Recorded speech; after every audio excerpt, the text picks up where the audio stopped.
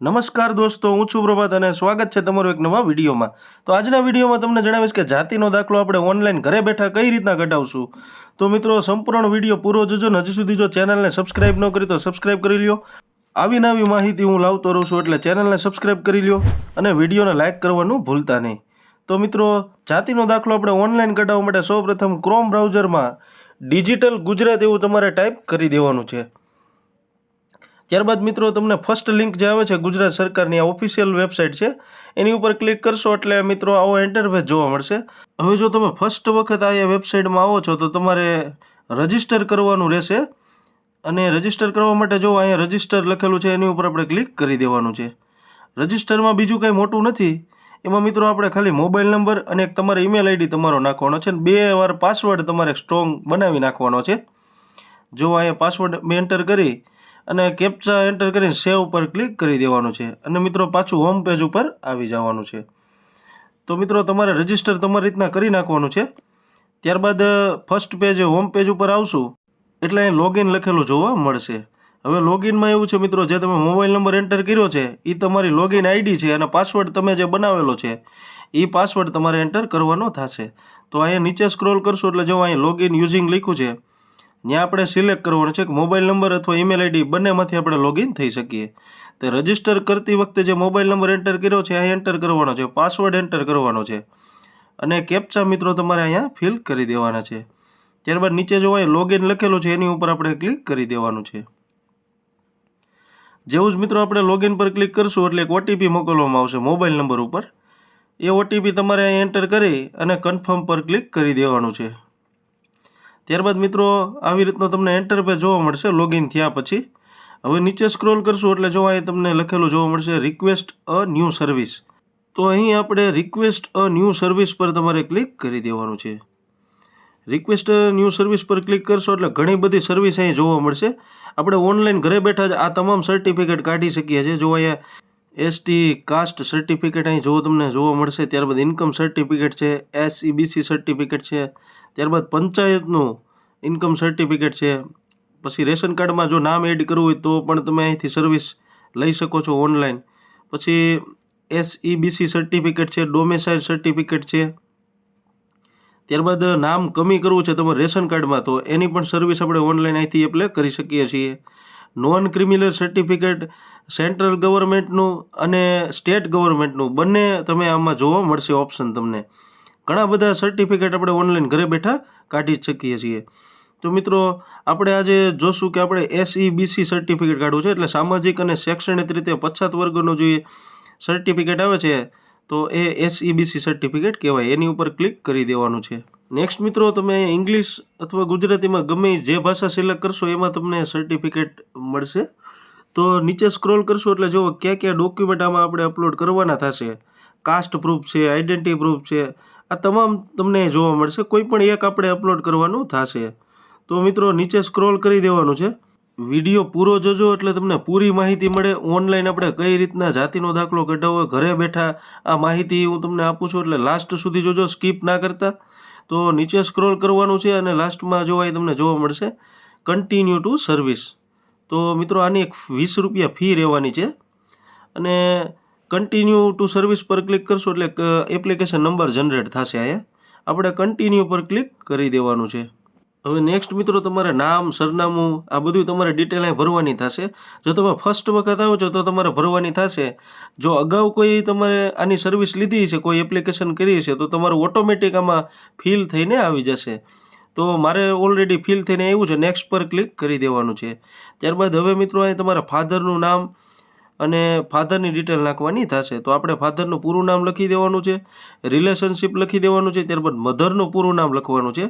ત્યારબાદ કાસ્ટ અહીંયા જોવા મળશે તો આપણે કાસ્ટ પર ક્લિક કરશું એટલે ગુજરાત સરકાર દ્વારા જે સામાજિક અને શૈક્ષણિક રીતે પછાત વર્ગોની માન્ય જાતિનું લિસ્ટ અહીં તમને જોવા મળશે. આપણે આપણી જે જાતિ છે, કાસ્ટ છે એ અહીં સિલેક્ટ કરી લેવાની છે.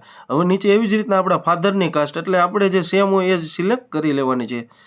ત્યારબાદ નીચે જોવા અહીંયા પર્પઝ ઓફ ગેટિંગ સર્ટિફિકેટ, તો આપણે શા માટે આ સર્ટિફિકેટ કઢાવવું છે તો તમે કોઈ પણ લખી શકો છો. નોન ક્રિમિનલ માટે કે આવાસ યોજનાનો લાભ લેવા માટે કોઈ પણ તમે લખી શકો છો. ત્યારબાદ નીચે મૂળ વતનનું સરનામું તમારે લખવાનું છે. તમે જો અહીંયા ટિક કરશો એટલે જે તમે અગાઉ સરનામું નાખેલું છે પ્રોફાઇલમાં એ ઓટોમેટિક થઈને આવી જશે. તમે અહીંયા ડિસ્ટ્રિક્ટ, તાલુકો અને વિલેજ એવી રીતના લખી પણ શકો છો. હવે નીચે આપણે ફાધરની ડિટેલ નાખવાની થશે. હવે નીચે જો આઉટસાઇડ ઓફ ગુજરાત લખેલું છે, ત્યાં જો ટિક કરશો તો જો કોઈ પણ વ્યક્તિ ગુજરાતથી બહાર આવીને વસેલા છે તો ત્યાં ટિક કરવાનું છે, નકર ત્યાં કરવાની જરૂર નથી. એવી રીતના ફાધરનું અહીંયા ડિસ્ટ્રિક્ટ, તાલુકો, વિલેજ અને એડ્રેસ સિલેક્ટ કરીને નેક્સ્ટ પર ક્લિક કરી દેવાનું છે. તો આપણો ડેટા જોવાય સક્સેસફુલી અપડેટ થઈ ગયો છે. હવે આપણે ડોક્યુમેન્ટ અપલોડ કરવાના થશે. તો સૌપ્રથમ આપણે અહીં રેસિડન્સ પ્રૂફ લખેલું છે, તો અહીંયા આપણે સિલેક્ટ ડોક્યુમેન્ટ પર ક્લિક કરશું એટલે અહીં ઘણા બધા ઓપ્શન તમને જોવા મળશે. ટેલિફોન બિલ છે, ઇલેક્શન કાર્ડ છે, પાસપોર્ટ છે, ત્યારબાદ પોસ્ટ ઓફિસ સેવિંગની પાસબુક છે, ડ્રાઇવિંગ લાઇસન્સ છે, રેશન કાર્ડ છે. તમે કોઈ પણ એક વસ્તુ આમાંથી અપલોડ કરી શકો છો. જે ડોક્યુમેન્ટ તમારે અપલોડ કરવાનું છે એનો નંબર અહીં લખવાનો છે. ત્યારબાદ બ્રાઉઝમાંથી તમે અપલોડ કરી શકો છો. ડિજીલોકરમાંથી પણ અહીંથી અપલોડ કરી શકો છો તમે. તો મેં ઓલરેડી ડિજીલોકરમાં છે મારે, તો એ જો અપલોડ થઈ ગયું છે. હવે નીચે સ્ક્રોલ કરશું એટલે એક આઈડેન્ટિટી પ્રૂફ તમારે આપવું જશે. કોઈ પણ આઈડેન્ટિટી પ્રૂફ આપણે આપી શકીએ છીએ. જો સિલેક્ટ ડોક્યુમેન્ટ અપલોડ પર ક્લિક કરશું એટલે ઘણા બધા ઓપ્શન તમને અહીં જોવા મળશે. જુઓ, true copy of election card, income tax, PAN card છે, ટ્રુ કોપી ઓફ પાસપોર્ટ છે, ડ્રાઇવિંગ લાઇસન્સ છે, ત્યારબાદ ગવર્મેન્ટ ફોટો આઈડી કાર્ડ. આમાંથી કોઈ પણ સિલેક્ટ કરી શકો છો તમે. એ આઈડી કાર્ડ આપણે અપલોડ કરવાનું થશે. તો ત્યાં ક્લિક કરી દેવાનું છે. મારે ચૂંટણી કાર્ડ જોડવાનું છે એટલે ત્યાં આપણે ચૂંટણી કાર્ડનો નંબર અને બ્રાઉઝર પર ક્લિક કરીને અપલોડ કરી દેવાનું છે. મેં ઓલરેડી કરી દીધું છે. નેક્સ્ટ આપણે ઓકે મારશું, અપલોડ પર ક્લિક કરશો એટલે ડેટા સક્સેસફુલી અપલોડ થઈ જશે. હવે નેક્સ્ટ મિત્રો આપણે આપણું કાસ્ટનું પ્રૂફ અહીંયા અપલોડ કરવાનો થશે. તો એમાં મિત્રો જો લિવિંગ સર્ટિફિકેટ છે, ત્યારબાદ ફાધરનું લિવિંગ સર્ટિફિકેટ, અંકલ આંટી કોઈ પણનું લિવિંગ સર્ટિફિકેટ આમાં જોડી શકીએ છીએ. મારા કિસ્સામાં મારા ફાધરનું લિવિંગ સર્ટિ હું જોડવાનો છું એટલે એનો GR નંબર જે છે લિવિંગ સર્ટિમાં લખેલો હોય છે શાળા છોડ્યાનું પ્રમાણપત્રમાં. તો અહીંથી આપણે અપલોડ કરી દેવાનું છે. હવે મેં મિત્રો મારા ફાધરનું લિવિંગ સર્ટિફિકેટ અપલોડ કરી દીધું છે. હવે જો નેક્સ્ટ મિત્રો અહીંયા ટિક બોક્સ ઉપર ક્લિક કરશો એટલે જો મૂળ ગુજરાતના રાજ્યના રહેવાસી ના હોય તેવા અરજદારે ગુજરાત રાજ્યમાં તારીખ 1/4/1978 પહેલાંથી કાયમી વસતા હોય એવો એક પુરાવો અપલોડ કરવાનો થશે. ત્યારબાદ નીચે જોવાય સબમિટનું ઓપ્શન તમને જોવા મળશે. તો આપણે સબમિટ પર ક્લિક કરી દેવાનું છે. હવે મિત્રો જેટલા પણ ડોક્યુમેન્ટ આપણે અપલોડ કર્યા એ બધું અહીં તમને જોવા મળશે પહેલેથી છેલ્લે સુધી. જોવા અહીંયા મેં તમામ અપલોડ કરેલા છે. હવે મિત્રો અહીંથી પ્રિન્ટ પણ કરી શકો છો. આપણે એક પેમેન્ટ કરવાનું થશે, તો પેમેન્ટ યુઝિંગ ગેટવે પર ક્લિક કરશો એટલે તમારે 20 રૂપિયા ફી ભરવાની થશે. તો અહીંથી પે પર ક્લિક કરી દેવાનું છે. નેક્સ્ટ મિત્રો પે પર ક્લિક કરવાનું છે ને નેક્સ્ટ મિત્રો તમને ઓર્ડર આઈડી જોવા મળશે. હવે આપણે ડેબિટ કાર્ડ, ક્રેડિટ કાર્ડ છે, નેટ બેન્કિંગ છે, UPI છે, વોલેટ છે, ગમે એમાંથી આપણે પેમેન્ટ કરી શકીએ છીએ. તો મારે UPI આઈડીથી કરવું છે. તો અહીંયા એન્ટર UPI આઈડી એટલે કે જે તમે ફોનપે, ગૂગલ પે વાપરતા હોય એની UPI આઈડી એન્ટર કરી દેવાની છે. જેવી જ UPI આઈડી એન્ટર કરી નીચે જો અહીં લખેલું છે વેલિડેટ UPI આઈડી. તો વેલિડેટ UPI આઈડી પર ક્લિક કરશું એટલે જો આપણી વેરીફાઈ થઈ જશે. હવે પે નાવ પર ક્લિક કરવાનું છે. તો પે નાવ ઉપર ક્લિક કરીને ફોનપે ઓપન કરી લીધું છે. ત્યાં જો સામું જ પોપઅપ જોવા મળશે 20 રૂપિયાનું. તો અહીંયા આપણે ફોનપેનો જે પાસવર્ડ છે એ નાખી અને પેમેન્ટ કમ્પ્લીટ કરી દેવાનું છે. હવે નેક્સ્ટ મિત્રો થોડીક પ્રોસેસ લેશે. આપણું પેમેન્ટ કમ્પ્લીટ થઈ ગયું છે. હવે આને પાછું મિનિમાઇઝ કરી અને પાછું ક્રોમ બ્રાઉઝર ઓપન કરી લેવાનું છે. તો મિત્રો થોડીક આમાં વેટ કરી લેવાની છે. જો આપણું પેમેન્ટ સક્સેસફુલી થઈ ગયું છે અને જો પેમેન્ટ ડિટેલ જોવા મળશે. આનો સ્ક્રીનશોટ પાડીને તમારે રાખી લેવાનું છે. હવે બેક આવી જાઓ એટલે હોમ પેજ ઉપર જોવા તમારી એપ્લિકેશન અહીં જોવા મળશે. હવે SCBC સર્ટિફિકેટ છે, એપ્લિકેશન પેન્ડિંગ વિથ ઓપરેટર એટલે આપણી ઓપરેટર પાસે આપણી એપ્લિકેશન વહી ગઈ છે તમામ ડોક્યુમેન્ટ ને બધું. અહીંથી તમે વ્યૂ ઉપર ક્લિક કરી નાખી એપ્લિકેશન તમે શું શું ભરેલું છે એ જોઈ શકો છો. ત્યારબાદ પેમેન્ટનું પણ વ્યૂ કરીને જોઈ શકો છો. જો કઈ ઓફિસમાં પેન્ડિંગ છે તો કે મામલતદાર ઓફિસમાં.